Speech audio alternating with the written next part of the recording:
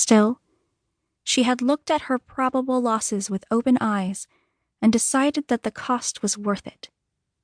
Still, she had placed the sign in the window and hoped it would be enough to guide them home, to harbor, to her. No solicitation, no visitors, no quests. 1. So many ways to drown. Cora Miller woke with a start in a room that was still dark, drenched in the moonlight coming through the window, with the sound of screams ringing in her ears.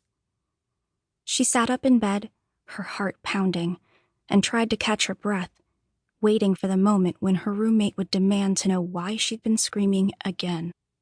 Wasn't she tired of waking up terrified every night? Didn't she think it was time to talk to the school's new therapist? But the new therapist, a very nice woman named Nicole, who had moved into the office that used to belong to Catherine Lundy, hanging her diplomas on the walls alongside cheerful motivational posters and pictures of her dogs, had gone through her door more than 30 years ago and had come home with a head stuffed full of pleasant memories and happy dreams. She believed that it was possible to move beyond the doors, to grow into someone who could be happy in this world forever, forsaking all others. Based on what she told the students, nothing on the other side of her door had been malicious or malevolent or made of teeth.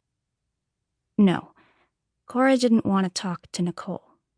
Didn't want to sit down with a pleasantly smiling woman in a pleasantly decorated office and listen to her tell pleasantly couched lies about how things were going to get better. Things weren't going to get better. Maybe not ever. Antoinette didn't say anything. She was still dead to the world, one arm flung over her face to block the watery moonlight, her hair spread out across her pillow like a riot of coral fronds. The moon could tint everything in silver, could wash the world in white, but it couldn't steal the foxfire brightness from Auntie's hair. Sometimes Cora wondered if Auntie's hair was the reason Eleanor had decided that they should share a room. If you have two girls with unrealistically brightly colored hair, let them clog up the same bathroom drain. Seemed like the sort of logic Eleanor liked to trade in. It wasn't like they had very much else in common.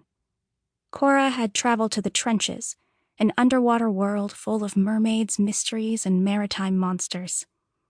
Her door had opened when she tried to take her own life, unable to endure one more day of the constant judgmental mockery of the people who were supposed to be her peers. And just when she'd been finding her fins in the deep, a whirlpool had swept her back into the life she had never expected to return to. Antoinette had traveled to a nonsense world, and a dry one at that, a place of jumbled boxes and endless shelves where all the lost things went. I got lost, and so I went where the lost things go, was how she had explained it, as matter-of-factly, as if nothing could have possibly made more sense. She was fickle and fractious, and would have made a better roommate for Sumi. Only Sumi wasn't required to have a roommate anymore, since apparently the rules were different for people who had died and come back. It wasn't fair, but what about the world really was? The jagged lines of her nightmare were still lingering, not expunged by screaming as they would normally have been. They cast strange shadows in the corners of the room, shadows that moved and twisted and bent, like the tentacled arms of some great, terrible... Cora shuddered and pulled her eyes away from the wall, swiping her hands across them in short, furious motions, like nightmares were just another bit of grit that could be wiped away. At least with the lights down, she couldn't see her own skin, couldn't see the thin scrim of oil-slick iridescence that covered every inch of her, and had since she danced with the drowned gods in the waters of the moors.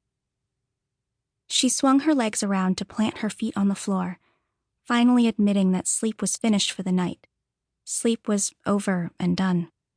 Maybe she could catch a nap in the early afternoon, when the sun was thick and buttery, and even the deepest shadows were easy to see through.